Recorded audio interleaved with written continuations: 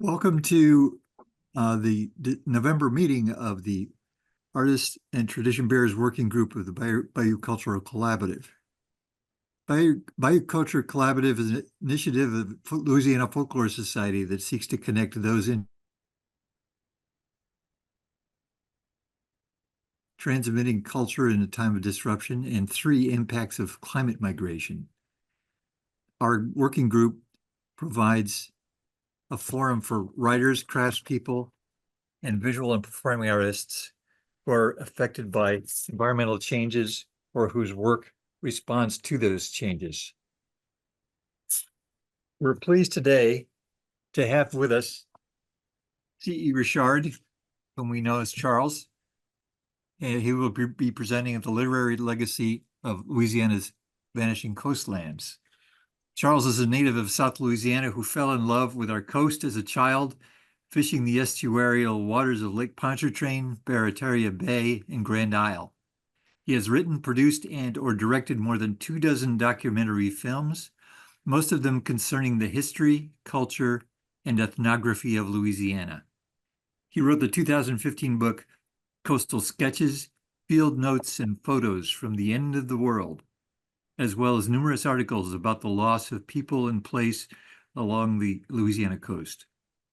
Charles is the Flora Levy Professor of English at the University of Louisiana at Lafayette, where he teaches creative writing, filmmaking, and Louisiana literature. With co-writer and co-director Conni Castille, his latest work is a 1-hour documentary entitled Ancestral Artistry, the Influence of Africans and Creoles of Color on Louisiana Architecture.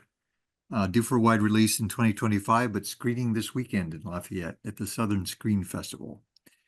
Take it away, Charles. Thank you very much. Since I know just about everybody that's tuned in, I can keep this as relaxed and open as you like. So if anybody has comments or questions, I'm going to start out by just kind of introducing a project that I'm working on, and then I'll share a few selected readings connected with that.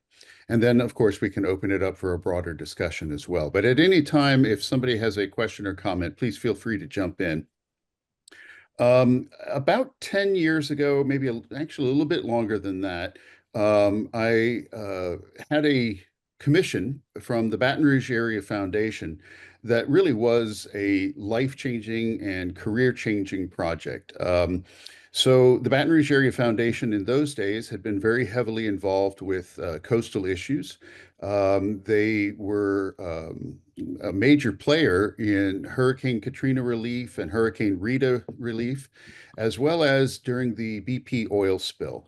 And so they were very interested and involved in coastal erosion and all of the various things that are connected to our coast. And what they were interested in doing was having me write a book in collaboration with photographer Frank McMains. And they wanted to have this as an offering that they could give to major donors and other people who had helped contribute to the funding that BRAF was able to deliver during those particular crises. So I've never been given the kind of editorial license that I was given by the communications director there at BRAF. And I spent more than a year with Frank doing field work for this book.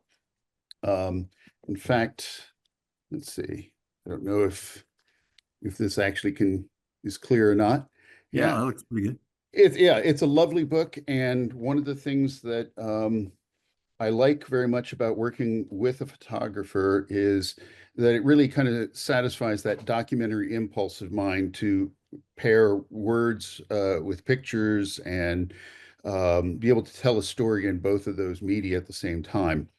And so when I began the literature review for this book, I was amazed by how many places Louisiana's coast had been showing up in literature dating back, to the earliest days of colonization, good 300 years ago.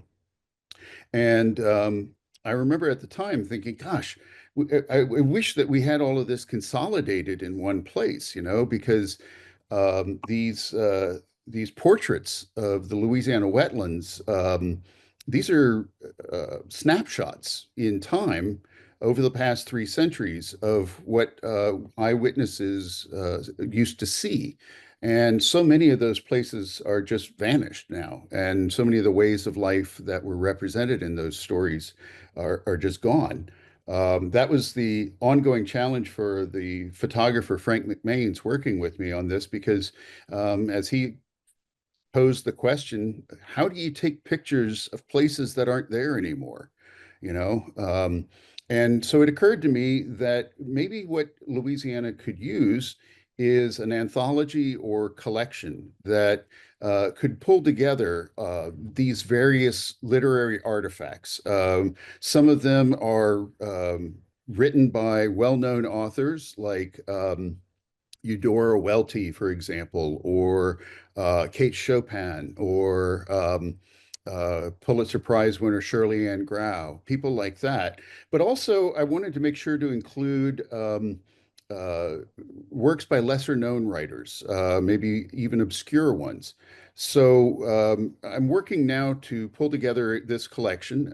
It will be well annotated, as well as have some introductory commentary to guide the reader into those works, especially since in many cases I'll be excerpting pieces from these larger works.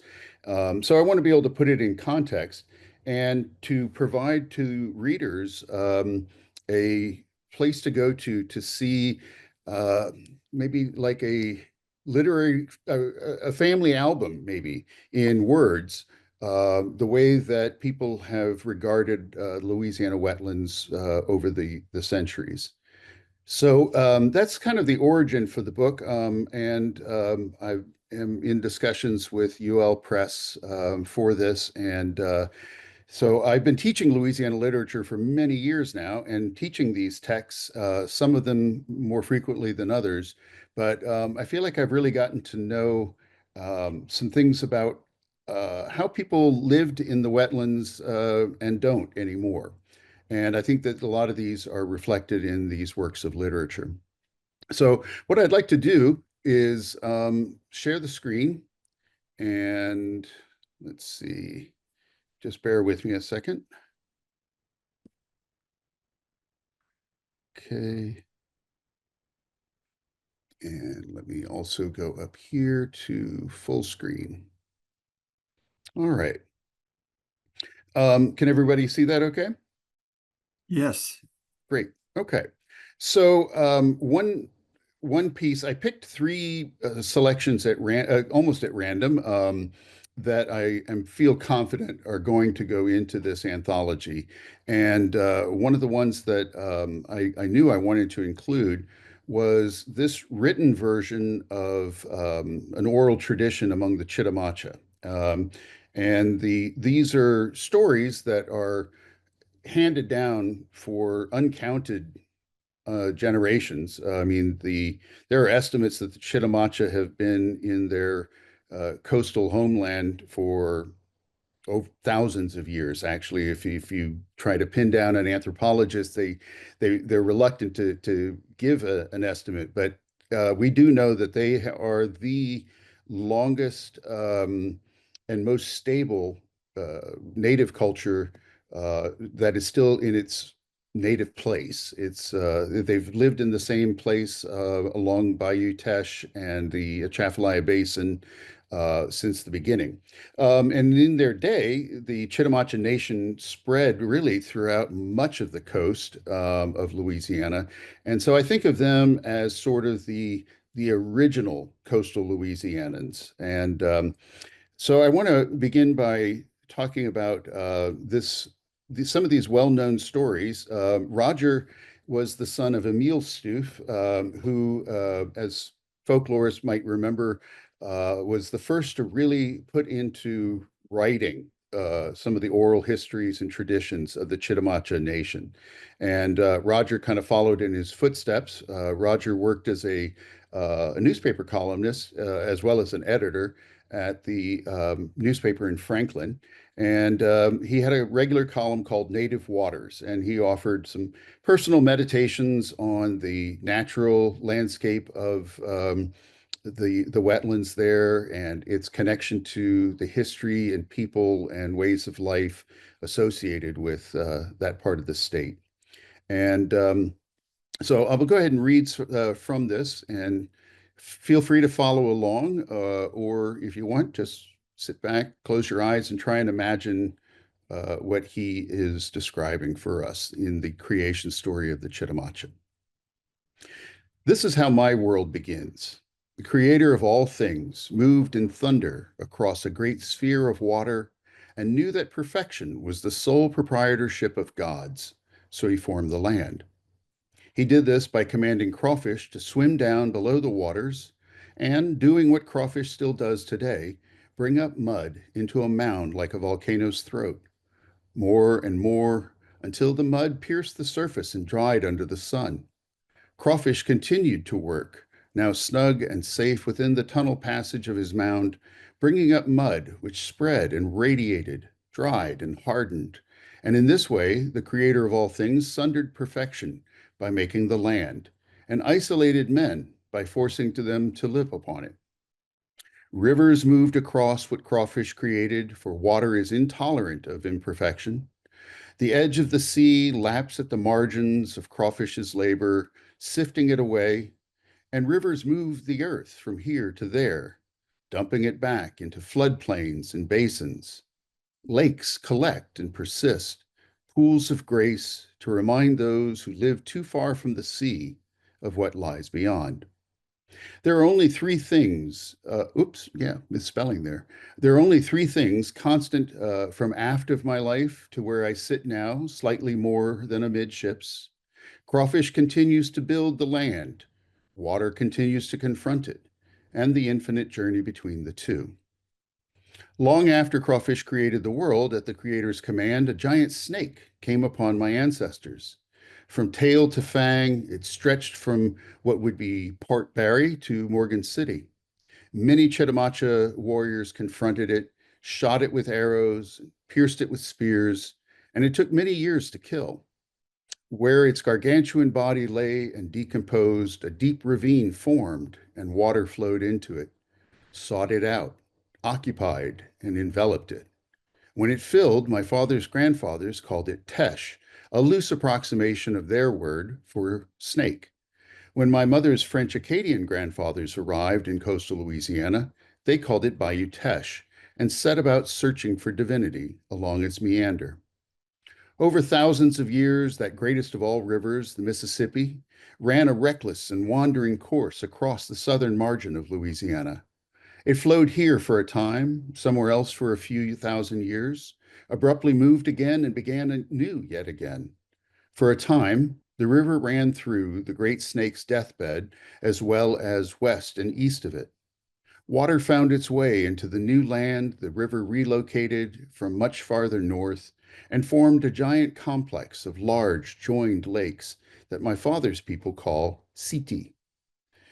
When they came here, they found the only graceful, poetic balance of water and land in all of creation, these majestic swamps and marshes, the towering salt domes and great shell reefs, the rivers slicing courses through the earth, the abundance, the safety. They looked upon that great lake, named it, and forevermore became Sitiamaxa, which is the origin of what we now pronounce as Chitimacha. Sitiamaxa, which means people of the many waters. Many hundreds of years later, I was born. I had the great privilege of collaborating with Roger.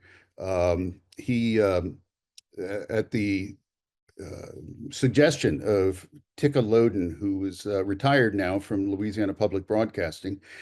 Tika was a filmmaking partner of mine for many years, and I would write the scripts and she would direct them. And so for this one, she had suggested, Roger Stoof is probably the best living storyteller who knows Chitimacha oral history. And she says, we should really work with him to make a documentary about Chitimacha history. And so we did. Roger and I co-wrote the script and co-produced the film, and Tika directed it. It ran not only on Louisiana Public Broadcasting, but was widely distributed through I forget what it's called, but it's a Native American Television Educational Authority. So it got exposure to tribes around the country and was broadcast in reservations and so forth around the country.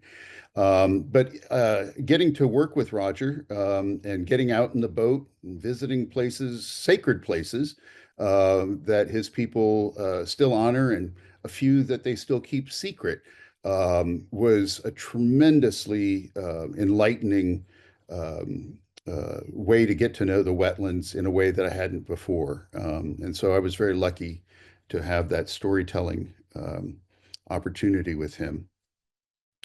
The next selection comes from maybe a better known writer, and that is Lafcadio Hearn. And he wrote a novella, Cheetah, A Memory of Last Island.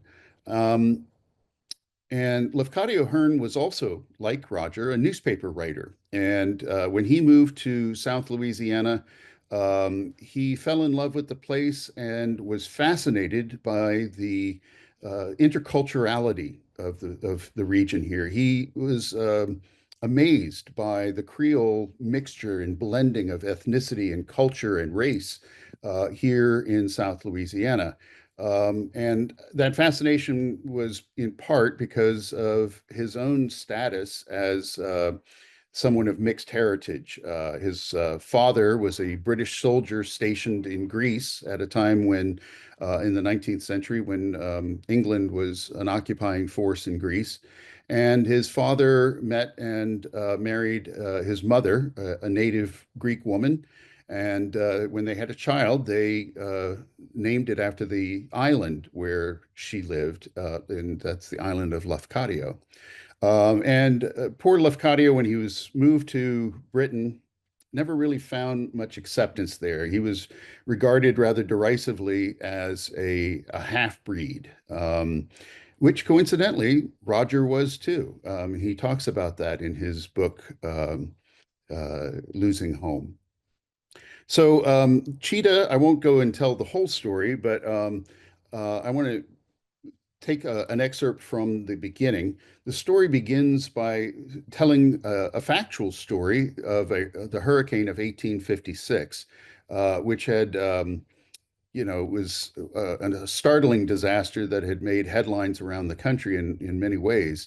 And it gives us a snapshot of coastal life that doesn't exist now.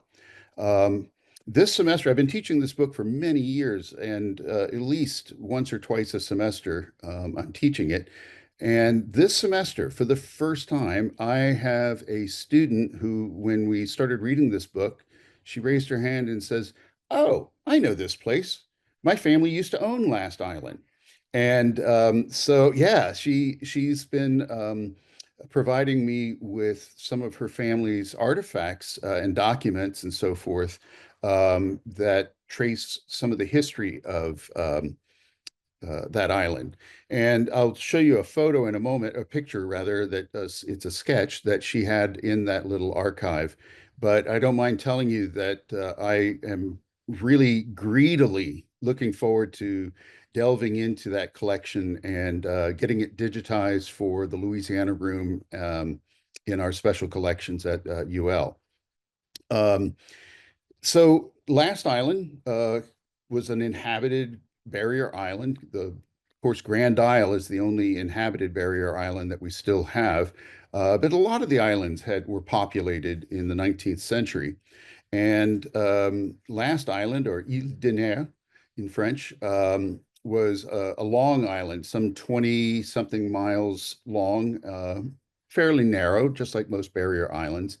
And it sat just to the east of Vermilion Bay, not far really from the way I've gotten to it has been by boat from Pointe-à-Chêne. And what you would find there now is pieces of a longer island, maybe a little chain of them, because this hurricane in 1856 plowed through that island like a buzzsaw and cut it up into small pieces. It carved channels right through the island, and the Gulf, of course, flowed in, and it's no longer a single island. In its day, though, it was a favorite watering hole or vacation spot for the rich and famous of Louisiana. Anybody who had any kind of means or money during the summertime was desperate to get out of New Orleans and desperate to get out of the plantation country because yellow fever was so oppressive, as well as the heat. And we know that, of course, in New Orleans, yellow fever devastated populations on a scale that it's hard to imagine. You read accounts of the bodies building up faster than they could bury them in New Orleans. And this offers a snapshot of this playground where the rich and famous of Louisiana used to go and spend their summers. And we're talking about the upper crust of Creole society at that time, just before the Civil War. So this excerpt, just to set it up, takes place at that island resort. And when the bad weather is coming, these vacationers, they have no idea. They don't recognize the signs of trouble coming. They're folks who are so removed from the natural environment in living in such refined, high society environments that they fail to recognize that a storm is coming. And fortunately, an American steamboat pilot who piloted a ship called the Star, he knew that trouble was on its way and that folks down there at Last Island were going to be in need of rescue. And so he set out from what was in those days called Brashear City. Today we know it as Morgan City, in the Star. And his name was Captain Abraham Smith. And so he battled the storm to get down there, nearly lost his ship in the process. They ended up having to cut off the superstructure of that boat just to make it more streamlined to make it through the winds. And so that's what we are introduced to here in this little excerpt. I'm going to scroll down and show you one depiction. I don't know how accurate this sketch really is. I've seen a few different drawings. Of course, there were no photographs of one of the big resort hotels down there on the island. So let me scroll down. This came to me from Victoria Voisin, the student whose family used to own Last Island. And as you can see, it was a very big place. And even though the other sketches I've seen of it differ in some respects, all of them depict a very large, very grand resort hotel.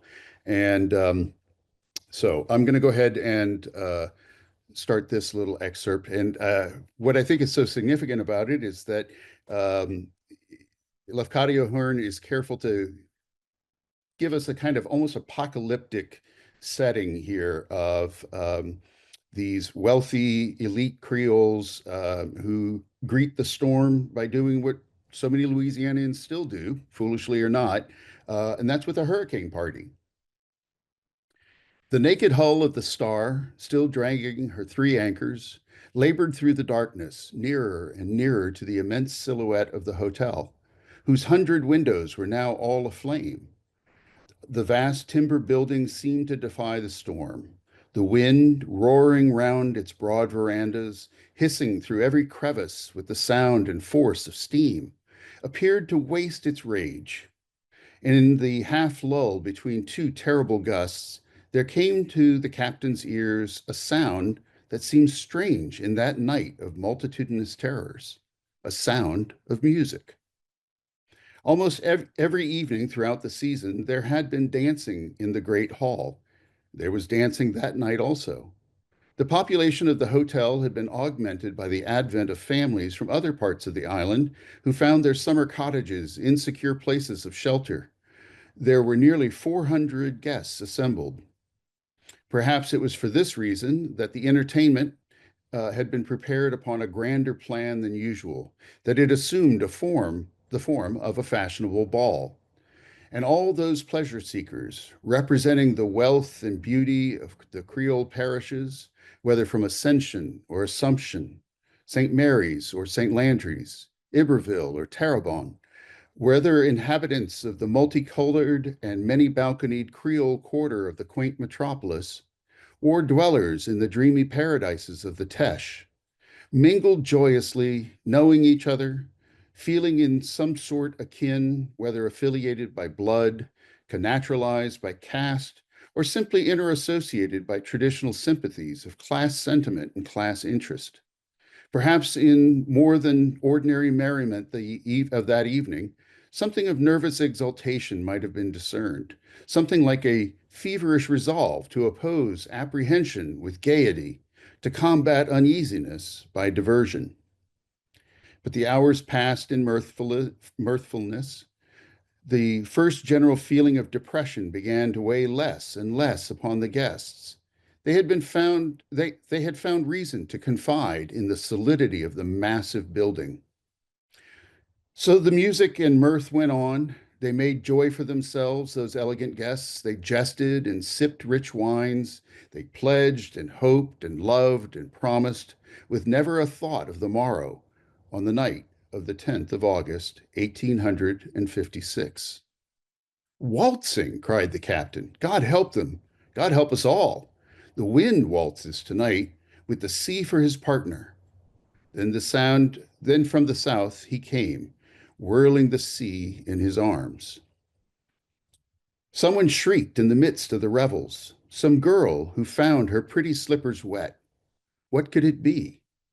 Thin streams of water were spreading over the level planking, curling about the feet of the dancers. What could it be?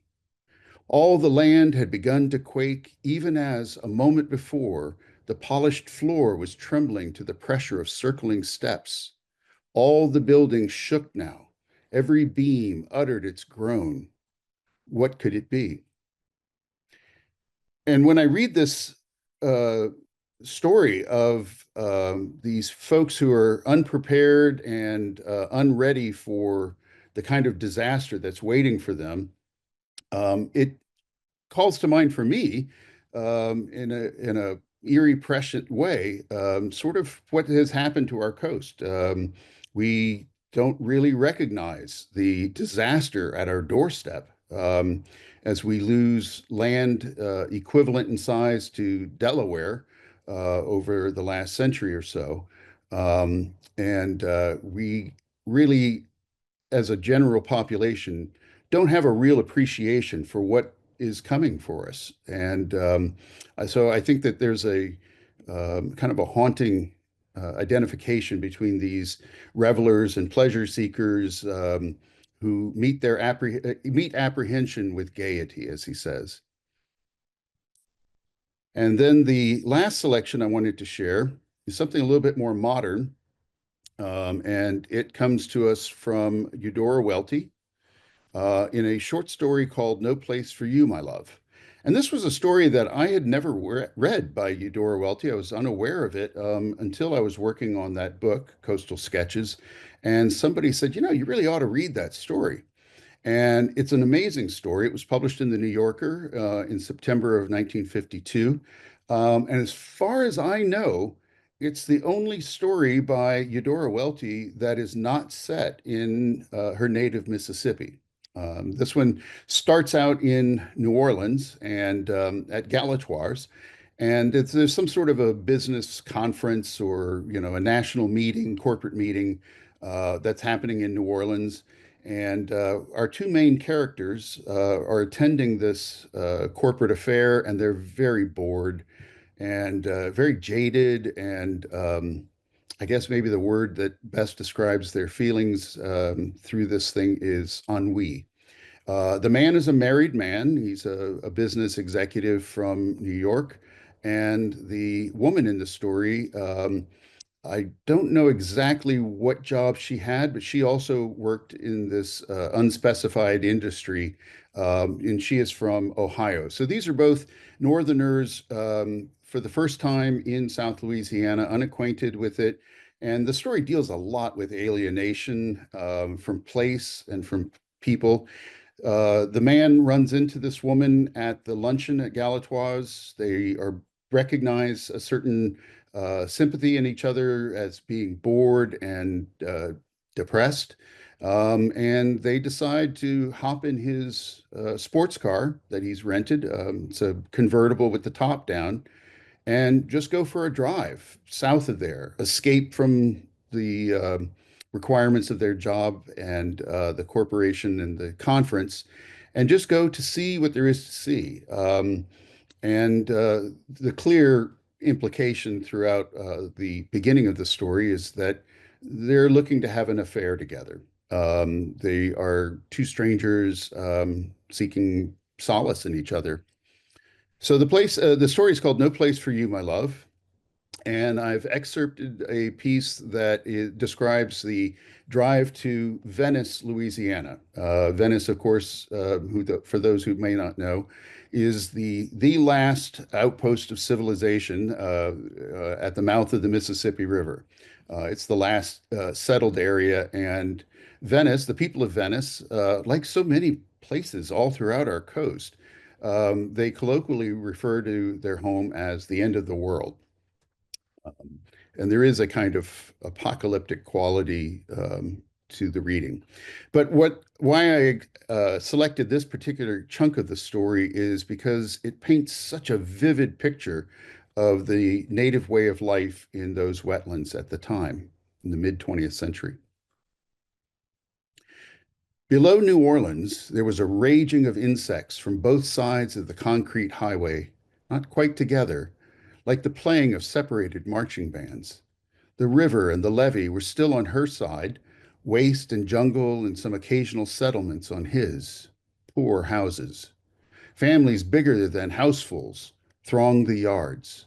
His nodding, driving head would veer from side to side, looking and almost lowering. As time passed and the distance from New Orleans grew, girls ever darker and younger were disposing themselves over the porches and the porch steps with jet black hair pulled high and ragged palm leaf fans rising and falling like the rafts of butterflies. The children running forth were nearly always naked ones. She watched the road. Crayfish constantly crossed in front of the wheels, looking grim and bonneted in a great hurry. How the old woman got home, she murmured to herself. That's a reference to a book that was popular at one point in the 20th century that tells this kind of crazy, absurd tale of somebody who gets lost and runs into all of these ridiculous characters along the way. And so that's the reference that she's making there. It's kind of lost on us today. He pointed, as it flew by, at a saucepan of cut zinnias, which stood waiting on the open lid of a mailbox at the roadside, with a little note tied onto the handle. They rode mostly in silence. The sun bore down. They met fishermen and other men bent on some local pursuits, some in sulfur-colored pants, walking and riding. Met wagons, trucks, boats in trucks, autos, boats on top of autos, all coming to meet them as though something of high moment were doing back where the car came from, and he and she were determined to miss it. There was nearly always a man lying with his shoes off in the bed of any truck otherwise empty, with the raw, red look of a man sleeping in the daytime, being jolted about as he slept. Then there was a sort of dead man's land where nobody came. He loosened his collar and tie. By rushing through the heat at high speed, they brought themselves to the effect of fans turned on their cheeks. Clearing alternated with jungle and canebrake like something tried again. Little shell roads led off of both sides, and now and then a road of planks led into the yellow-green. Like a dance floor in there, she pointed. He informed her, in there's your oil, I think. There were thousands, millions of mosquitoes and gnats, a universe of them, and on the increase. A family of 8 or 9 people on foot strung along the road in the same direction the car was going, beating themselves with the wild palmettos. Heels, shoulders, knees, breasts, backs of the head, elbows, hands were touched in turn like some game, each playing it with himself. He struck himself on the forehead and increased their speed. His wife would not be at her most charitable if he came bringing malaria home to the family. More and more crayfish and other small shell creatures littered their path, scuttling or dragging. These little samples, little jokes of creation, persisted and sometimes perished. The more of them, the deeper down the road they went. Terrapins and turtles came up steadily over the horizons of the ditches. Back there in the margins were worse, crawling hides you could not penetrate with bullets or quite believe, grins that had come down from the primeval mud. Wake up! Her northern nudge was very timely on his arm. They had veered toward the side of the road. Still driving past, fast, he spread his map. Like a misplaced sunrise, the light of the river flowed up. They were mounting the levee on a little shell road. Shall we cross here? He asked politely. Oh, there is actually one more selection. So what ends up happening is these two unnamed characters, and the suggestion is they don't even bother to learn each other's names. Um, Take this escape into an increasingly strange place that they find more and more alienating. They find an old fisherman's bar down in Venice, and where they drink beer and have contact with some of the local folks. And until a certain weariness sets in for both of them. They never in any way consummate their affair, and they return driving back through the dark up this narrow road. And if you've ever been through Plaquemines Parish, you probably know this road very well. And Plaquemines Parish is literally walled in on either side by levees, holding back the marshes to the west and the river to the east. And it's a very strange and unsettling feeling when you're driving along the road and you look up to the levee that holds back the Mississippi, and you'll see these huge ocean-going freighters and oil tankers that are sailing past, but they're higher up than you are. They're above you, and so is the water table, the sea level, basically. And that's a very unsettling and disorienting feeling. The last little selection that I have is a poem by a more contemporary author, the poet from Galliano, Martha Serpis. She was somebody who taught at, if I'm not mistaken, she taught at Harvard Divinity, as well as a number of other universities, including in Florida. The last time I spoke with her by phone, it was to call her and alert her to the death of a mutual friend, a very elderly colleague of ours at UL, who was a specialist in Louisiana literature and Creole studies, and that was Maurice Duquesne.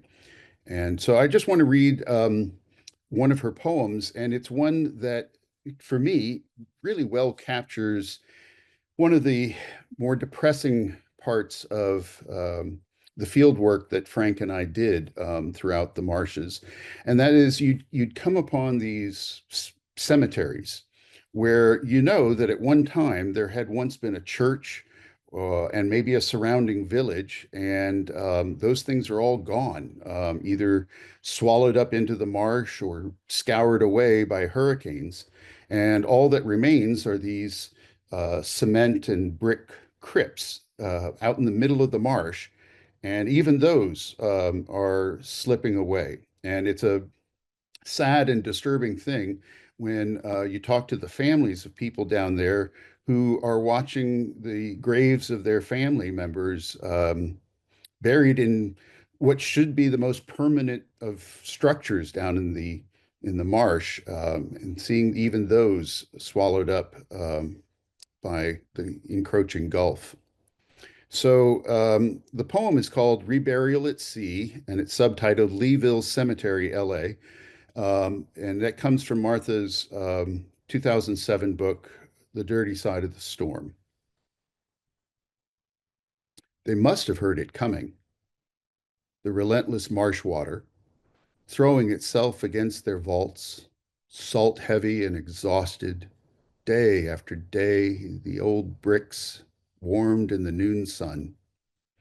It must have sounded like regret, like a bunkmate's throaty breathing, getting louder and closer as the deckhands roll from sleep.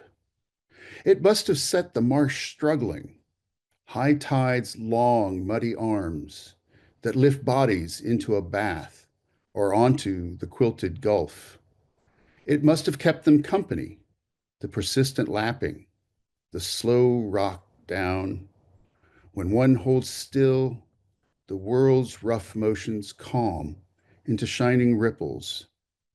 They must have been comforted that change is possible for the dead. I really like that poem a lot.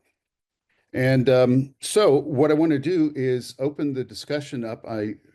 With full screen like this, I don't even see what time it is. So you'll have to mark time for me, Mark, and let me know when we're running short. But I really just want to open this up. I'm absolutely looking for other suggestions of works that are by either well-known authors or obscure ones to include in this collection. So, along with some of those Chitimacha myths that predate colonization, I'm going to include letters by one of the very first Ursuline nuns to come to New Orleans in 1727, a Sister Marie Hachard, who's writing letters back to her father in Rouen, France. And he was apparently intensely curious about the French colony of Louisiana, especially because Rowan's favorite son, Rene LaSalle, was the one who made it to the mouth of the Mississippi River and claimed the vast Louisiana territory for France. And so she wrote these long and descriptions of her journeys. And they read like an adventure story of crossing the ocean, facing, a lack of water and having to ration their water and food. They were beset by pirates on at least 3 occasions, and they were shipwrecked and beached, and all of these things that should have done them in at any stage along the journey, and yet they managed to arrive at the mouth of the Mississippi. And she gives a description of the wetlands on the approach to New Orleans along the river from the mouth into the city. And they're rich descriptions of the young Louisiana colony, big groves of citrus and other crops, in those days, tobacco and indigo and things like that. And she has that wide-eyed wonder in her letters that helps us, like her father, to better understand what this new world of Louisiana looked like in its time. That was, like I said, 1727, I think. But if you know of works that should be included on the list, I'm putting my email address up here, and I'd love to talk with you about them now.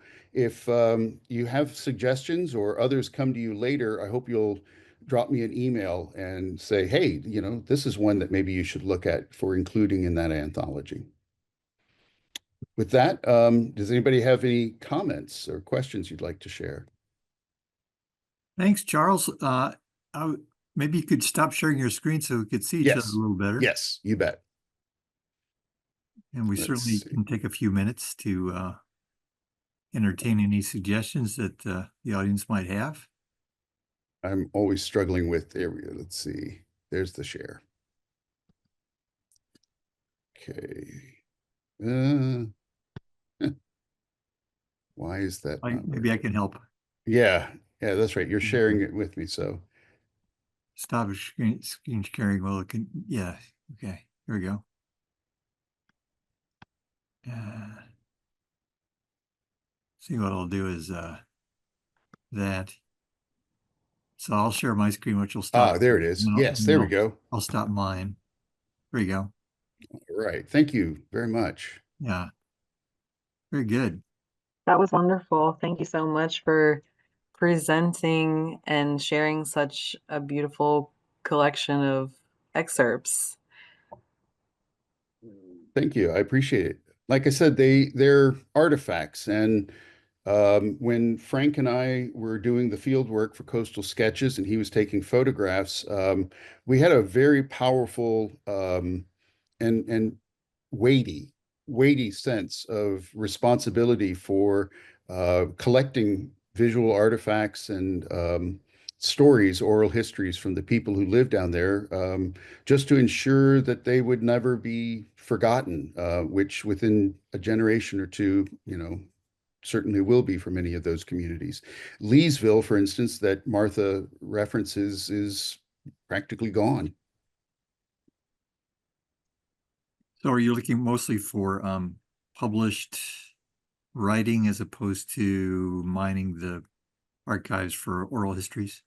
I'm mostly looking for published writings because part of the goal is to encourage readers to, explore this literary heritage.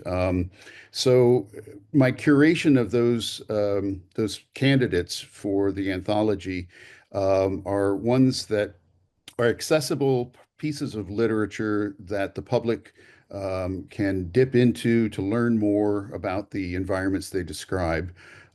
So I imagine that the longest works that would appear in this anthology would be the novella Cheetah by Lafcadio Hearn and a little novella that was published in Paris in the late 19th century by an ancestor of that elderly colleague I mentioned a moment ago. The author's name is Adolphe Ducanet, and his descendant, Maurice, arranged to have the only English translation that I know of created and published through the university's Flora Levy series. So that's another one. It's called Summer at Grand Isle. And it's kind of a sad little tale that takes place on Grand Isle, which was the successor in many ways to Last Island as a resort community in the late 19th century. Mhm. Are you, Oh, sorry. I was just going to ask, Charles, are you also entertaining French and Spanish sources, other languages? Yeah, I think I would want them in translation. Sure. But just like Marie Hachard's letters were translated by the Ursulines from French to English. Mhm. But yes, of course. Mhm. Lola. Um, yes, so the Summer at Grand Isle, there's a book that I was like just scrambling to remember if it sounds like what you're talking about. It's a book that I have in possession, a novella that I've lost for a bit before I could finish reading it. And so I was like, I've been Googling and trying to find like the name of it to bring it up, but I'm pretty sure that's the one that I have. And it's I believe like it starts in New Orleans and then Yes. they travel down and there's Yes. such great descriptions of character and all of that. Yeah, But that's exactly it. okay. It talks about And I two. lost the book before I could finish it. I know it's around I here will somewhere. send you a copy. Drop me an I'm gonna email that find it has somewhere. your mailing address. Fortunately, Maurice did a pretty large print run of that little book, and I'll be happy to drop a copy in the mail to you. Oh my gosh. I know I thrifted it or got it from an old bookstore or something. So It's the that's very only it's the only copy that I'm aware of in English anywhere. Is that little wow. story? Wow. Well, of course it's on your radar. That's awesome. Yeah, it's a marvelous little tale. Um, Sad story, as you probably recall. These two French immigrants who had traveled to Louisiana on a boat together to immigrate here. These two men got to know each other, and when they arrived in New Orleans, they parted company for several years, and one of them married a native Louisianan in New Orleans.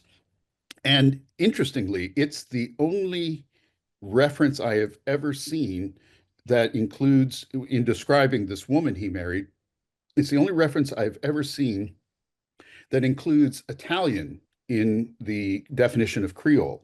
So he would refer to his bride as a Creole bride of mixed ethnicity. And even today, people don't usually include Creole, Italian heritage in the definition of Creole. But if you live in New Orleans, you know Italian is an element of Creole culture. Hmm. I identify with that.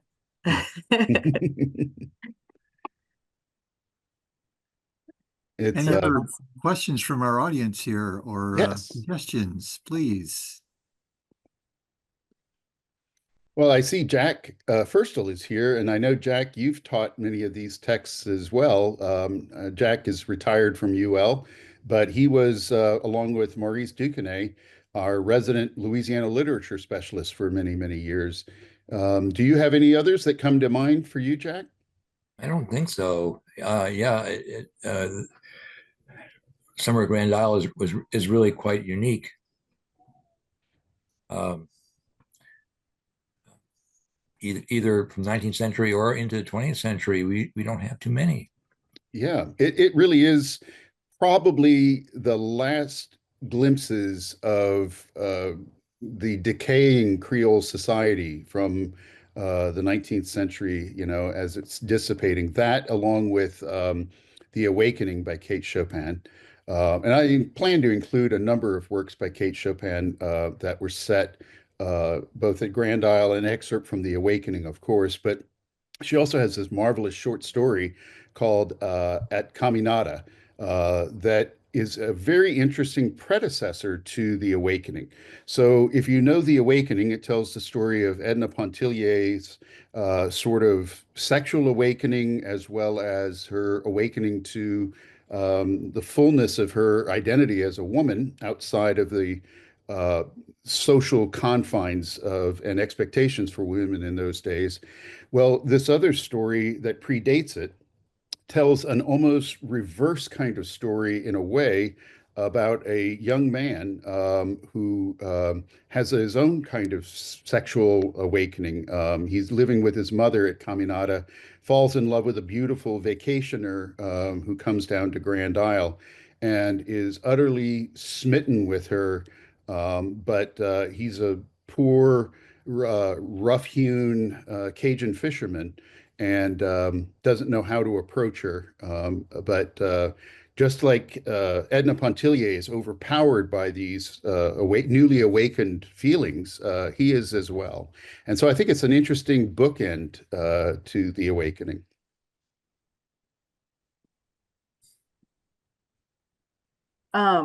Another, well, a book comes to mind that takes place in the Gulf Coast, on the Mississippi Gulf Coast, you know, in mid-century, but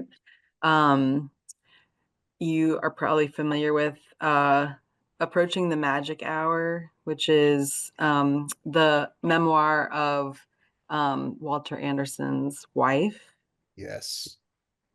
And I've read that book a few times, and of course, you know, grew up going to the Mississippi Gulf Coast, and always very inspired and riveted by Walter Anderson as an artist and just like a personal figure. But that whole story is fascinating, and wonderful descriptions of the coast, and you know, all the towns all along the Mississippi coast all the way to New Orleans. That, you know, there's still a connection between all the distances they travel and the way that they describe the landscape and the homes and like the landmarks and stuff. So I really enjoyed that part of that book.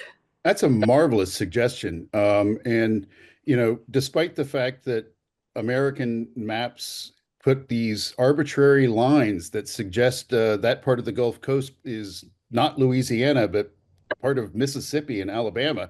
We all know that Mobile, from about Mobile or Pensacola west, was historically and culturally part of the Latin culture of Creole Louisiana, both French and Spanish.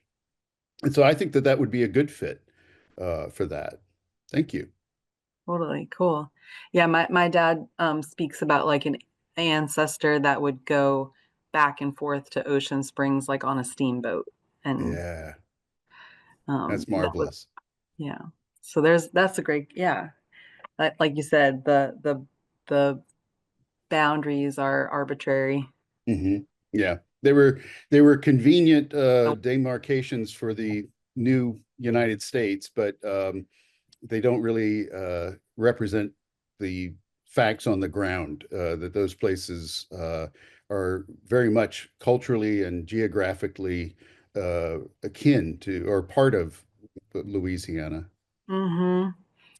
I mean, and not to mention, of course, if you consider Walter Anderson as a writer as well. I mean, her memoir came to mind first, but I mean, he was a naturalist writing about the coast. So Yeah, the Horn that's Island true. Logs is another incredible one because he's writing as an artist, a naturalist, and out there realizing creation and interpreting it. That is such a great suggestion. And I honestly hadn't considered that, but that would be a very good fit. I mean, uh, Bienville and Iberville first pitched their tent in what's now Mobile. That was really the first settlement of Louisiana and certainly the first Mardi Gras, as much as New Orleanians hate to admit it. But yeah, I think that that's a great suggestion. Thank you. Sure. Charles, I'm also thinking about, since music is my field, if you would accept if you found a piece of sheet music, like a song with lyrics Oh, absolutely. that Yes. painted a picture of a slice of life from down there. Oh, I think that would be marvelous to include. Yeah. So You, I'll well, keep my eye. you have something in particular in mind? Well, I would need to go back and look. There was a composer named Mina Monroe who wrote it was more of a classical song cycle called Bayou Ballads collection. Oh, I could go back and look at that, but oh, I'd love to see it's not that. like pop sheet music, but some pop sheet music might be if you ran across the right thing. So it might be worth asking some archivists to deal with in those kind of materials. Yeah, I think I know somebody named Chris Segura who might be able to help out with that. Right, yeah. Or maybe somebody at the Hogan Jazz Art at the archives in New Orleans. Yes, yeah. Yeah, right.